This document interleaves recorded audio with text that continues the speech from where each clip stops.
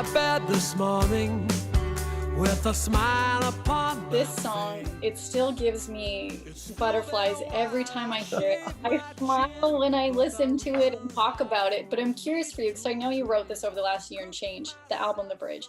Where Yeah, was this in the process of it? Was it at the beginning, middle, end? pretty much near the beginning. I thought I needed to be optimistic, and whistling always makes me happy.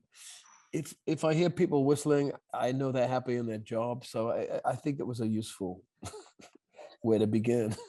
Well, it's true, the whistling, it's so whimsical and you don't hear it, but I can't whistle, so I don't know if that means I'm not happy in my job. I'm sure you can whistle. No, your lips are too beautiful. You need ugly lips like me. Oh, you make it and you make it sound easy and look easy, but I have to talk about the storytelling on Loving You. I love the phrasing, the music, the vibe of it all. Like the line, we made vows inside the church to forgive each other's sins, but there are things I have to endure, like the smell of another man's skin. Are you kidding me? What are you Well, doing to me? it's not biographical, okay? I don't The music was telling me the story. It was a dark story, and I'm intrigued, by not by I love you and you love me. That's a kind of closed circle, and you can't really get in as a writer. But I love you, but you love somebody else. That's really a three-dimensional conundrum. You can, you know, now try to navigate. A lot of people have that experience. So it's not unusual. This is the sound of atmospheres, 3 metric tons of pressure. But I'd be curious, I might be pronouncing it wrong, but it's Captain Bateman, right? Captain Bateman, yes. Okay, so Captain Bateman, and then you also Captain Bateman's Basement, which I have to talk about. Like the vibe of that alone, you have like the drums, and you got the bass riff, and you scatting along. How in the world do you even start that process? Because it has this ease to it, like it's live off the floor. Well, I'd already recorded Captain Bateman, and I just used the track without the song. I was just jamming late one night, me in the studio on my own, just scatting and playing the bass, and I came up with that. Normally, I wouldn't put a bass solo on a record, but it was so much fun that my manager convinced me I should do it. So there it is, Captain Baseman's. I can't even say it. Captain Bateman's basement. Surrender. If it's love, then you must yield.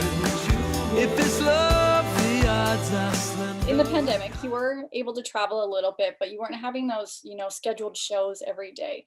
Did that maybe impact the sound or the writing for this album, not having to go do a tour and kind of being in one spot for a little bit? I'm not sure. I think what it did, it altered the cycle of my work. I write, I record, and then I then go on tour, and then if I'm lucky, I get a rest. But this was in the middle of my touring cycle. I was actually performing my play, The Last Ship, in San Francisco, and then the pandemic came, so I hurried back home to England. My cast and crew were all safe and sound, and I thought, well, I better use this as an opportunity rather than an imposition, and went straight into the studio next day in my home and started work at 10 in the morning and worked till dinner and every day. Eventually, an album materialized out of who knows what. So I used the time, and I'm very proud of the result. Although I wasn't influenced by the pandemic, really. It was kind of normal. Recording an album is being in isolation anyway. So that's why I would say it was an opportunity. Well, with it being your 15th studio album, I'm curious, do you still get like excited? Do you get nervous putting out new albums? What are your feelings? I think the whole process is fraught with anxiety. Writing songs is very anxious making. Can I do it? Do I still know how to do it? Will it be as good as the last song I wrote? And where's the next one coming from? So yeah, I get nervous because it's a very, very unscientific and mysterious process. So you just have to turn up. I equate it to fishing. Not that I'm a fisherman, but I know if you go to the river and you put a line in the river, you may catch a fish or you may not. But you just have to be at the river with a line, otherwise you don't catch a fish. That's one thing I do know. What is it about, songwriting that still brings you so much joy? Because you talk about it being kind of anxious, a lot of anxiety, but what is it about it that still brings you joy? Well, I'm curious. I'm curious where these ideas come from and where they lead. You know, I ask the music to tell me a story. Some people hear music and they see color. I see situations, I see characters, I see stories coming out of the structure of the music. And that's a very exciting, mysterious process. I don't understand it, but I'm very grateful it happens to me. All right. Well, then the last ridiculous question I have for you, this is just selfish for me. First of all, thank you for your time. And honestly, I genuinely love this album. I Thank you. can't wait for people to hear Loving You. Um, I know, like your kids, everyone calls you Sting. Does anybody call you by your birth name anymore? Is it only if you're in trouble?